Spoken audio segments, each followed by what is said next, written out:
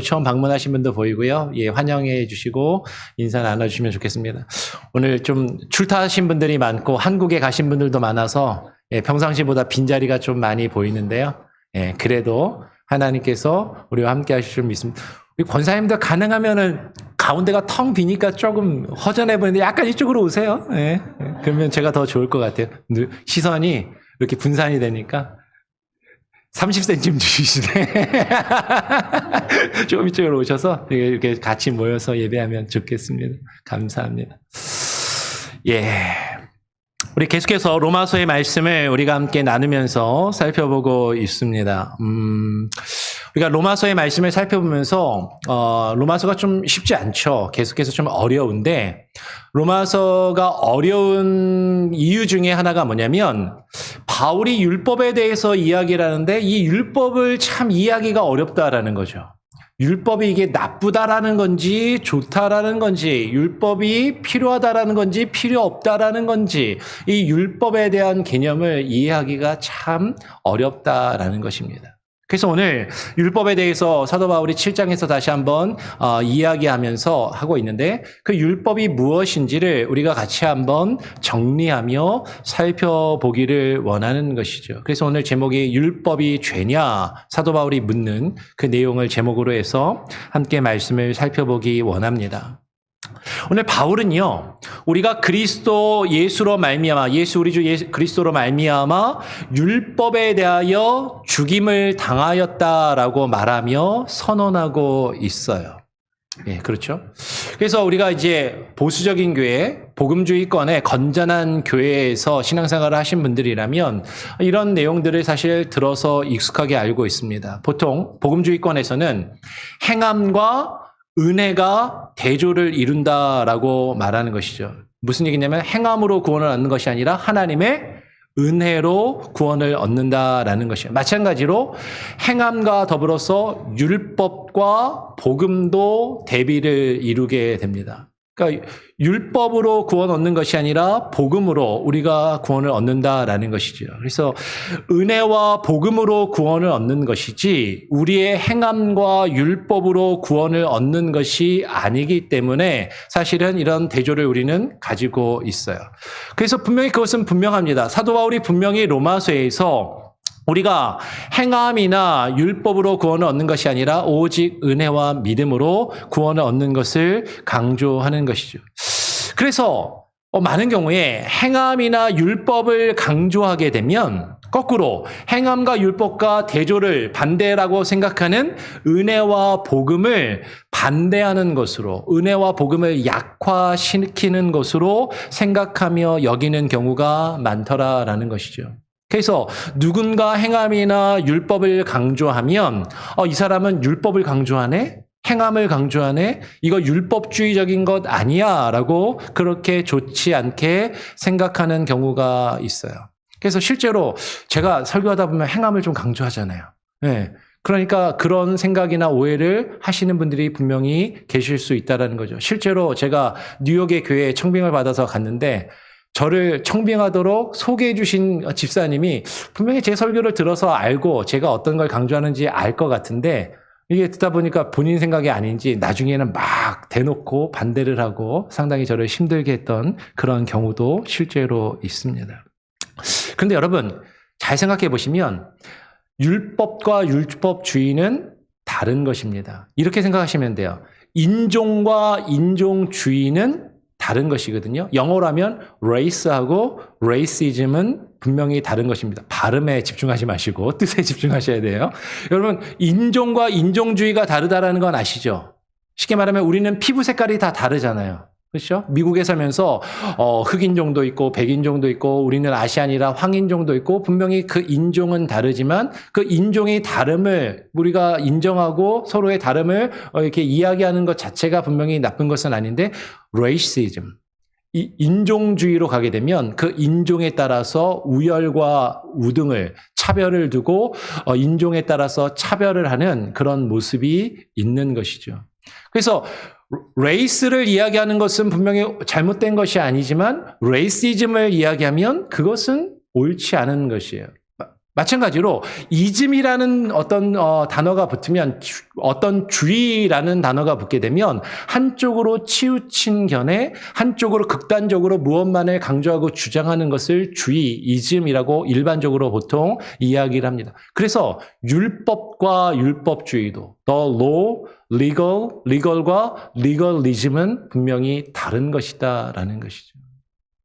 율법을 이야기하는 것과 율법주의에 치우친 것은 분명히 다르다라는 것을 이야기해요. 그래서 이 구분을 가지고 한번 같이 오늘 로마서 7장의 말씀을 같이 한번 우리가 살펴보며 우리가 나누기를 원하는 것이죠.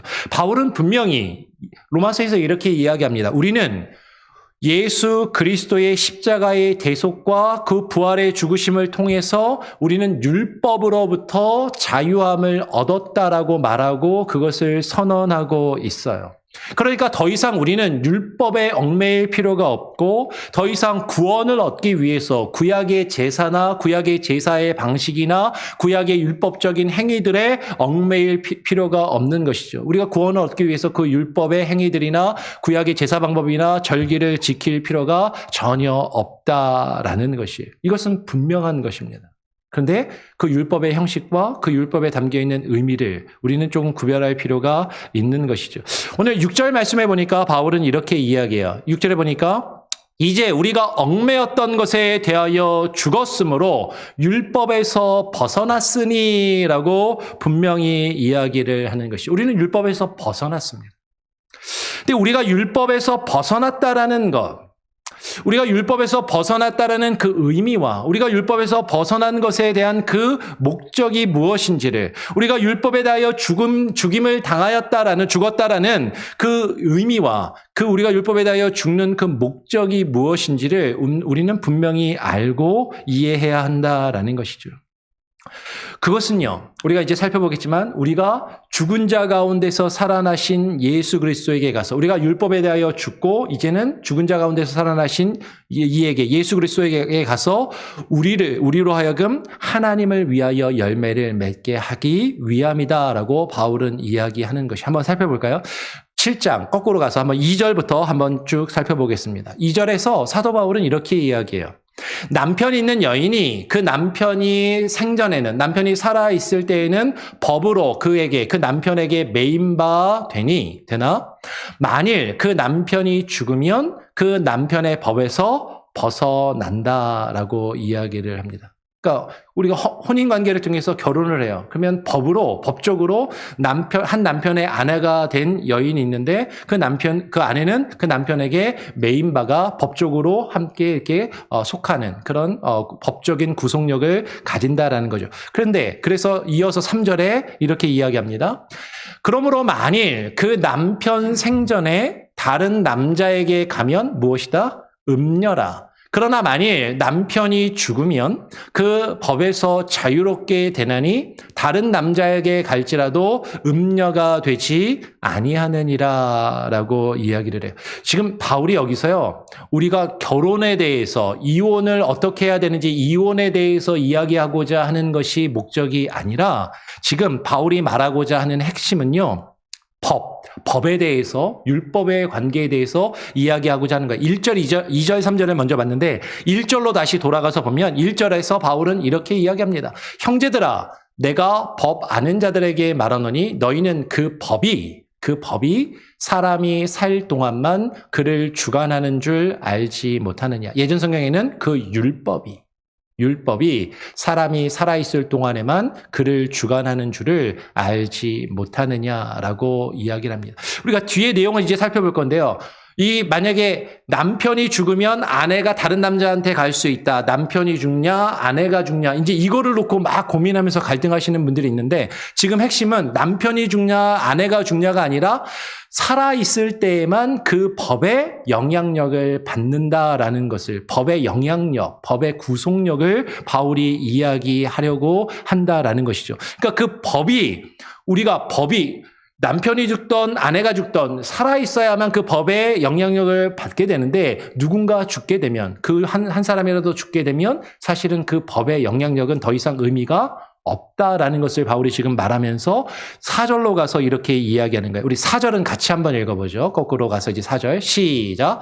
그러므로 내 형제들아 너희도 그리스도의 몸으로 말미암아 율법에 대하여 죽임을 당하였으니 이는 다르니 곧 죽은 자 가운데서 살아나신 이에게 가서 우리가 하나님을 위하여 열매를 맺게 하려 함이라. 아까 이야기한 대로 남편이 죽냐 아내가 죽냐 막 이렇게 따지기 시작하면은 율법이 죽는 거야 내가 죽는 거야 율법이 죽어야 내가 다른 이에게 예수 그리스도에게 가는 것 아니야 이렇게 생각할 수 있는데 여기서 지금 내가 율법에 대하여 죽임을 당하였다 율법이 아니라 지금 내가 죽는 거는 아니지 않아 뭐 이렇게 헷갈리시면 안 되고 중요한 건 죽으면 그 법의 구속력이 사라진다라는 거죠. 너희도 예수 그리스도로 말미암아 예수 그리스도의 몸으로 말미암아 율법에 대하여 죽임을 당하였으니 이제는 그 율법의 효력이 율법의 구속력이 끊어졌기 때문에 이제는 다르니 곧 죽은 자 가운데서 살아나시니 누구를 이야기하는 거죠?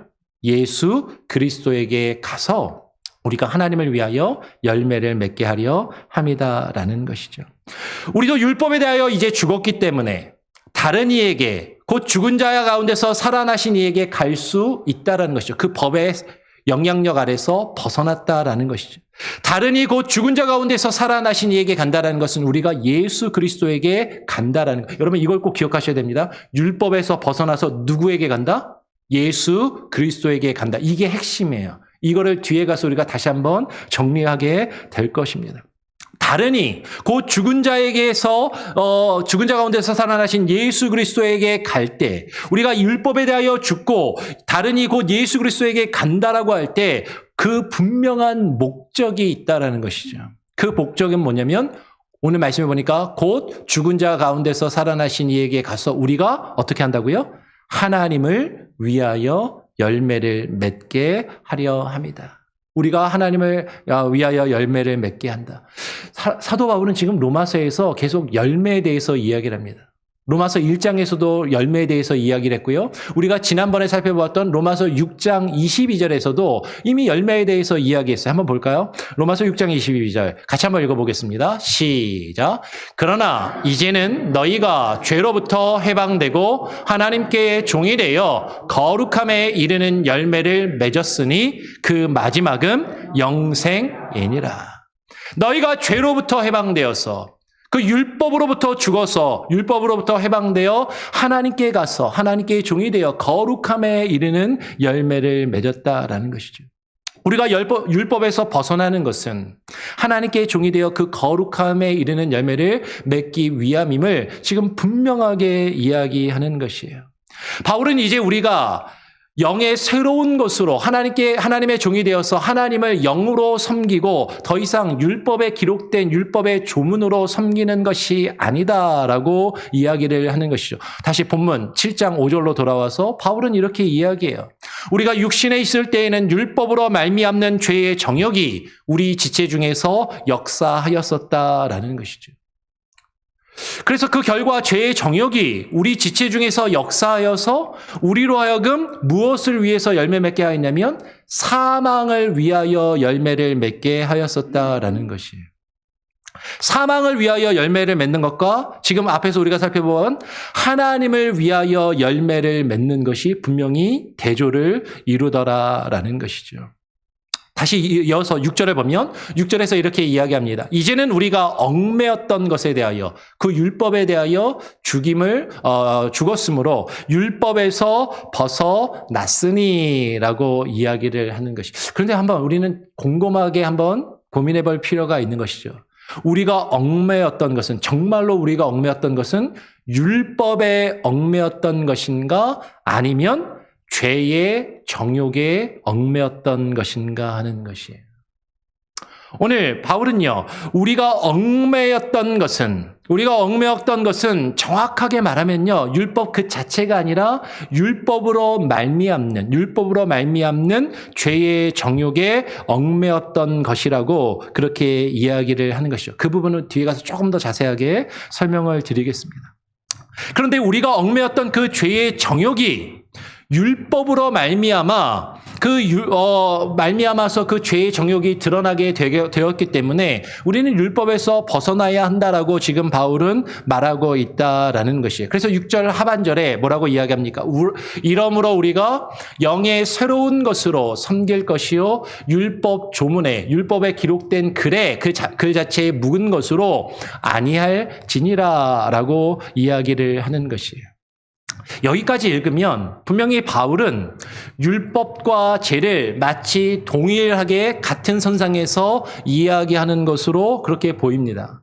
그래서 율법과 죄가 같은 선상에 있으니까 죄에서 벗어나려면 율법에서도 벗어나고 율법은 그러면 필요 없는 것이고 율법은 악한 것이고 나쁜 것이니까 더 이상 율법은 우리에게 필요가 없다라고 생각할 수 있을 것 같은데 그런데 바울은요, 바로 이어서 7장 7절에 이렇게 이야기하는 것이죠. 같이 한번 읽어볼까요? 시작. 그런즉 우리가 무슨 말을 하리요? 율법이 죄냐? 그럴 수 없느니라. 율법으로 말미암지 않고는 내가 죄를 알지 못하였으니 곧 율법이 탐내지 말라 하지 아니하였더라면 내가 탐심을 알지 못하였으리라. 바울은 이야기합니다. 그런즉 우리가 무슨 말을 하리요? 율법이 그러면 죄냐? 율법이 죄라고 이야기하는 거예요? 아니요. 바울은 바로 숨도 쉬지 않고 바로 대답합니다. 그럴 수 없느니라. 율법이 죄냐? 아니, 그럴 수 없어. 율법이 어떻게 죄야? 그러면서도 바울은요, 뭐라고 이야기하냐면 이 율법으로 말미암지 않고는 내가 죄를 알지 못하였으니라고 이야기를 해요. 여기서 우리는 율법이 가지고 있는 몇 가지의 기능 중에서 가장 첫 번째 기능, 율법의 제1기능을 발견할 수가 있어요. 율법의 제1기능, 첫 번째 기능이 무엇이냐면 우리로 하여금 하나님 앞에서 죄가 무엇인지를 우리가 분명히 깨달아 알도록 하는 것이 율법의 첫 번째 기능인 것이죠. 그래서 바울은 예를 들어서 이렇게 설명합니다. 곧 율법이 탐내지 말라 하지 아니하였더라면 내가 탐심을 알지 못하였으리라 라고 이야기를 하는 것이에요. 그러니까 율법이 탐심이 죄라고 말하지 아니하였다면 우리는 내가 가지고 있는 탐심과 그 욕심을 죄라고 생각하지 않고 너무나도 당연한 것이라고 생각할 수 있다는 거죠. 아니, 내가 내 욕심을 위해서, 내 만족을 위해서, 내가 원하는 것들을 위해서 그것을 추구하며 살아가는 것이 무슨 죄야. 세상의 모든 사람들이 다 그렇게 살아가는데 우리는 그것을 죄로 여기지 않을 수 있다라는 것이죠. 사람은 율법이라는 기준이 없으면, 율법이라는 그 기준이 없으면 내가 범하고 있는 죄를 죄로 여기지 않고 내가 죄를 짓고 있다는 그 사실 자체를 알 수 없는 그런 존재들이라는 것이에요. 여러분, 사실은 사람은 누구나 자기 중심적으로, 나 중심적으로 모든 것을 판단하는 가치 판단의 기준, 그 판단의 자를 가지고 있습니다. 그죠? 그것을 어떤 사람들은 윤리라고도 이야기하고 도덕이라고도 이야기하고 어떤 사람은 철학이라고도 이야기하고 어떤 사람들은 사상이라고도 이야기해요. 내가 가지고 있는 어떤 기준을 가지고 있어요. 그런데 대부분 그 기준은 내 중심적인 것이죠. 자기 중심적인 기준. 문제는 뭐냐면 자기 중심적인 기준이다 보니까 이 이 기준이 어떻게 되냐면 자가 늘어났다 줄어들었다 하는 거예요.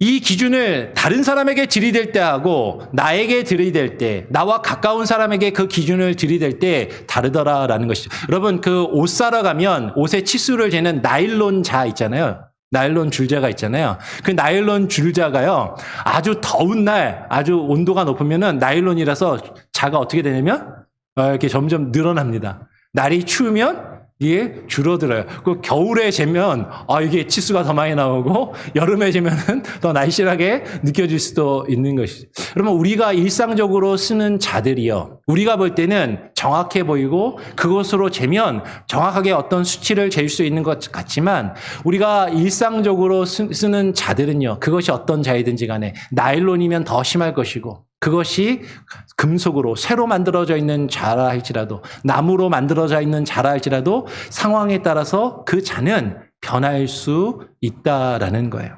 그래서요, 세상에서도요, 여러분, 그 자를 이 자가 상용에서 일상에서 판매하고 우리가 사용하는 자들이 이게 늘어났다 줄어들었다 변하니까 정확한 기준을 잡기 위해서 세상에서도 일반 과학자들도 세계 표준자라는 것을 만들어서 사용을 합니다. 아마 여기 다 현대 자동차 관련해서 일을 하시는 분들이라서 그런 개념이나 내용을 알고 계신 분들이 많이 있을 거예요. 그래서 표준자를 만드는데요. 백금 90%, 리튬 10%를 이용해가지고 그 자를 변하지 않는 자를 만들어서 일정한 온도, 일정한 습도가 유지되는 그곳에다가 딱 놓고 그 변하지 않는 표준자를 딱 만들어놔요. 그리고 그 표준자를 기준으로 해가지고 일단 공업용, 상업용 자들을 생산하고 그것들을 만드는 것이죠. 근데 왜 이 표준자가 중요한가? 이러면 정확한 수치를 재는 것이 왜 중요한가? 그냥 우리가 일상에 생활할 때 그냥 몇 센치, 몇 인치 재는 거 별 차이 없는 것 같은데 이것이 아주 정밀한 과정으로 가게 되면, 이것이 미시의 세계로 들어가게 되면, 혹은 아주 큰 거시의 세계로 가게 되면 거기서 조금씩 났던 오차가 엄청난 차이를 만들어낼 수밖에 없다는 것이죠. 오늘날 우리가 많이 쓰는 전자제품에 보면 반도체가 많이 들어가잖아요. 그 반도체는 머리카락보다도 훨씬 더 작은 단위인 나노라는 단위를 씁니다. 근데 그 정밀한 그 자가 정확한 그 치수를 재지 못하면 사실은 그 공정이 불량이 나고 사실 오류가 나고 잘못될 수밖에 없다라는 것이죠.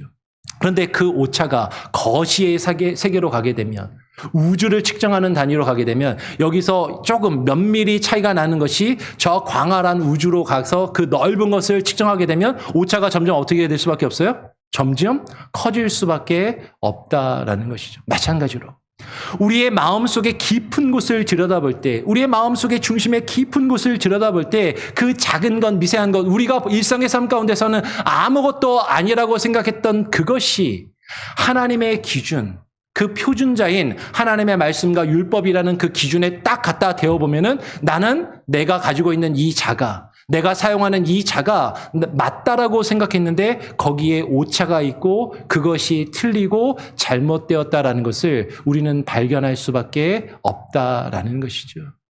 그것으로 우리의 마음의 깊은 곳, 아주 작은 부분을 들여다보면 그 하나님의 크신 뜻에 우리의 기준을 갖다가 대어보면 우리가 사용하는 그 기준과 자가 너무나도 상황에 따라서, 대상에 따라서 이랬다 저랬다 변하는 그런 기준을 가지고 있다라는 것을 발견하게 된다라는 거예요. 그런데 그 계명은, 그 율법은 변하지 않는 표준자와 같이 변하지 않는 기준을 우리에게 제시해주는 그런 자와도 같다라는 것이죠.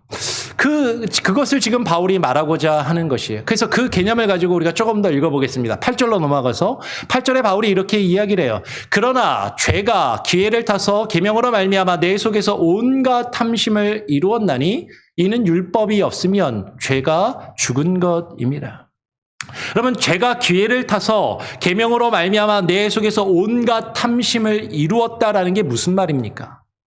율법과 계명이 내 속에 탐심을 막 불러일으켜서 나로 하여금 죄를 짓지 않고는 못 베기게끔 나를 자꾸 죄짓도록 부추기고 죄로 나를 유혹하여 죄짓도록 만들었다라는 것인가? 오늘 바울은 뭐라고 이야기하냐면 그렇지 않다라는 것이에요. 계명으로 말미암아라는 것은요, 계명으로 말미암아라는 것은 그 계명 자체가 죄의 원인이 되어서 우리로 하여금 죄를 짓도록 만든다라는 것이 아니다라는 것이죠. 이것을 잘 설명해 주는 것이 바로 창세기 2장 3장에 나타나는 선악을 알게 하는 나무와 인간의 타락에 대한 이야기인 것이에요. 전에 제가 몇 번 새벽 예배를 통해서는 설명을 드린 적이 있습니다. 한번 이 시간에 조금 더 복습하는 차원에서 들으신 분들은, 복습하는 차원에서 못 들으신 분들은 한번 정리를 하실 필요가 있습니다. 어떤 분들은 이렇게 생각하는 것이죠. 아니, 하나님이 왜 에덴 동산에다가 선악을 알게 하는 나무를 두셔가지고 그것을 아담과 하와가 따먹게 하셔서 타락하게 하시고 죄를 짓게 만드셨는가? 하나님이 선악을 알게 하는 나무를 동산 중앙에 만들어 두시지 않으셨으면, 그 동산 중앙에 선악을 알게 하는 나무를 두시지 않았으면 아담과 하와가 그것을 따먹지도 않았을 거고, 그러면 죄를 짓지도 않았을 거고, 그러면 타락하지도 않았을 거고, 그러면 인간들이 지옥에 가는, 우리가 심판을 받을 그런 일도 없을 건데 왜 하나님이 그걸 만들어 두셨는가, 그렇게 생각하는 사람들이 많이 있고 그렇게 생각할 수 있다라는 것이죠. 그런데 선악을 알게 하는 나무는요, 선악을 알게 하는 나무는 하나님이 아담과 언약을 맺으시면서 아담이 하나님의 뜻에 순종하는지 순종하지 않는지 하나님께서 아담과 맺으신 그 언약의 증거로서 하나님이 선악을 알게 하는 나무를 두신 거예요. 쉽게 말하면 하나님이 아담과 하와와 언약을 맺으면서 계약서처럼 두시고 만드신 것이다라는 거죠. 그럼 우리가 누군가와 중요한 계약을 맺을 때, 차를 사거나 집을 사거나 중요한 계약을 맺을 때 반드시 뭐를 써요? 계약서를 쓰잖아요. 그리고 증인을 두고 증인의 서명을 받습니다. 우리가 계약서를 쓰고 증인을 세우는 것은 그 계약을 깨뜨리기 위한 거예요? 아니면 계약을 지키기 위한 겁니까? 계약을 지키기 위한 것이죠. 이 계약의 내용이 무엇인지를 분명하게 하고, 이 계약을 만약에 지키지 않으면 어떤 불이익이 발생하고 그 계약을 깨뜨린 책임을 상대방에게 어떻게 져야 되는지를 명확하게 알게 해주고, 그것을 기억하고 그것을 깨지 말고 지키라고 쓰는 것이 계약서이고 계약의 증거를 두는 것이에요. 마찬가지로 하나님께서 선악을 알게 하는 나무를 동산 중앙에 두신 것은 아담과 하와가 그것을 따먹고 타락하라고 하나님이 만들어 두신 것이 아니라, 이걸 따먹으면 죄고 이것을 따먹지 않으면 이것이 선이다, 하나님의 말씀과 뜻에 순종하면 선이고 그것 하나님의 뜻에 순종하지 않으면 악이라는 것을 알 수 있는 기준을 세워두신 것이죠. 그것을 아담과 하와가 기억하고 깨달아 알 수 있도록, 그리고 그것을 기억하고 그것을 범하지 말도록 세워두신 것이다라는 것이에요. 그런데 지금 아담과 하와는 그 안에서 탐심이 일어나서, 내 속에서 일어나는 그 탐심을 이루는 것이 그 계명 자체가 아니라, 오늘 5절에 보면 죄의 정욕이라고 이야기를 하는 것이죠. 율법으로 말미암는 죄의 정욕이 우리 지체 중에서 역사하여, 그 죄의 정욕은 죄의 본성인 것이에요. 그러면 율법으로 말미암는 죄의 정욕이란, 율법 그 자체가 우리를 죄 짓도록 죄의 본성을 우리 안에 심어준다라는 것이 아니라, 그 율법으로 말미암아 율법을 통해서 우리가 분명히 깨달아 알게 되는 죄의 본성이 있다라는 것이죠. 그리고 그 죄의 본성이 우리로 하여금 죄를 짓도록 만들더라라는 것이에요. 율법이라고 하는 확실한 죄의 기준, 그 죄를 깨달아 알게 하는 그 표준자에 우리 자신을 갖다가 대어보면, 그 율법의 거울에 우리 자신을 비추어 보면, 우리는 내가 그래도 그럴듯하게 살아간다라고, 내 나름대로 인생의 기준과 가치관을 가지고 윤리와 도덕을 지키면서 살아간다라고 생각할지 모르지만, 그 율법의 그 정밀한 그 자 앞에 우리 자신을 갖다가 딱 대어 비추어 보면 우리 자신이 죄로 가득하며 나의 삶의 죄의 정욕으로 가득하다라는 것이 드러나고 발견될 수밖에 없다라는 것이에요. 그래서 이는 율법이 없으면 죄가 죽은 것이다 라고 이야기를 하는 것이죠. 그 율법이 없으면 우리는 죄를 깨달아 알 수 없고 죄는 나타나지 않는다라는 것이죠. 오늘 그래서 사도 바울은요, 이어서 오늘 본문 로마서 7장 10절에서 이렇게 이야기합니다. 생명에 이르게 할 그 계명이 내게 대하여 도리어 사망에 이르게 하는 것이 되었도다. 생명에 이르게 할 그 계명, 생명에 이르게 할 그 계명이라는 이 표현에서, 여러분, 계명과 율법은 본래 생명을 얻도록 하는 것이다라는 것을 우리는 발견할 수 있다라는 것이죠. 느헤미야 9장 29절의 말씀을 같이 한번 한 목소리로 읽어보겠습니다. 시작. 다시 주의 율법을 복종하게 하시려고 그들에게 경계하셨으나 그들이 교만하여 사람이 준행하면 그 가운데서 삶을 얻는 주의 계명을 듣지 아니하며 주의 규례를 범하여 고집하는 어깨를 내밀며 목을 굳게 하여 듣지 아니하였느니라. 그러면 계명은요, 율법은 사람이 준행하면 그 가운데서 무엇을 얻는? 삶을 얻는, 생명을 얻는 것이 주의 계명이다라는 것이죠. 하나님께서 율법을 사람에게 주신 것은 사람이 그 율법을 통해서 죄를 범하도록 하신 것이 아니라 그 율법을 복종하게 하셔서 그 율법을 준행함으로 그 가운데서 삶을 얻도록 하시기 위한 것이다라는 것이에요. 우리는 그 율법을 통해서 우리는 죄를 깨달아 알게 되는 것이죠. 다시 오늘 본문으로 돌아서 7장 9절의 말씀을 보면 바울이 이렇게 이야기합니다. 전에 율법을 깨닫지 못했을 때에는 내가 살았더니 계명이 이름에 죄는 살아나고 나는 죽었도다. 율법을 깨닫지 못했을 때 내가 살았다라는 것은 내가 영생을 얻어서 내가 영원한 삶을 얻었다라는 것이 아니라 율법을 깨닫지 못할 때에는 내 멋대로 살았다라는 거예요. 내가 하고 싶은 대로 살았는데 그런데 계명이 이르니까 그 계명을 통해서 죄가 살아나고 무엇이 죄인지 분명하게 드러나고 그 죄가 드러나는 것을 통해서 그 죄의 결과로 나는 죽게 된다는 것이죠. 죽을 수밖에 없는 존재라는 것을 깨달아 알게 된다라는 것이에요. 그런데 그 죄가 오늘 11절에 보니까 이렇게 이야기합니다. 죄가 기회를 타서 계명으로 말미암아 나를 속이고 그것으로 나를 죽였는지라. 마치 아담과 하와에게 뱀이 찾아와서 뱀이 아담과 하와를 속여서 기회를 타서 속이고 유혹하여서 그 계명을 범하게 함으로 죽게 만들었던 것처럼. 그러면 죄는요, 우리에게 이렇게 속삭이는 거죠. 하나님이 너희들한테 왜 그거 하지 말라고 했는지 아셔? 하나님이 너희들에게 왜 이걸 지키라고 했는지 알아? 그렇게 되면 너희들이 하나님처럼 될 수 있기 때문이야.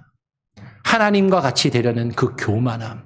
그 하나님과 같이 되려는 우리의 교만이 생명에 이르도록 주신 그 계명을 오히려 범하게 하고 그것을 깨뜨려서 결국에는 우리가 사망에 이르게 만들었다라는 것이죠. 그러니까 그 계명과 율법 자체가 우리를 죽게 만든 것이 아니라 그것으로 분명히 드러나는 우리의 죄의 본성이 우리를 속여 그것을 범함으로 우리가 죽도록 만들었다라는 것이에요.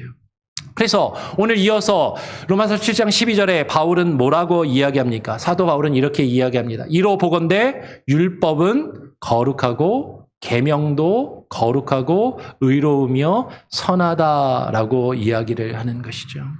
바울은 율법과 계명을 지금 동일한 것으로 보고 있어요. 그러면서 이 율법과 계명이 둘 다 거룩하고 의로우며 선하다라고 분명하게 이야기를 하고 있는 것이죠. 우리 여호수아서 22장 5절의 말씀을 같이 한 번 더 읽어보기를 원합니다. 여호수아서 22장 5절 시작. 오직 여호와의 종 모세가 너희에게 명령한 명령과 율법을 반드시 행하여 너희의 하나님 여호와를 사랑하고 그의 모든 길로 행하며 그의 계명을 지켜 그에게 친근히 하고 너희의 마음을 다하며 성품을 다하여 그를 섬길지니라 하고.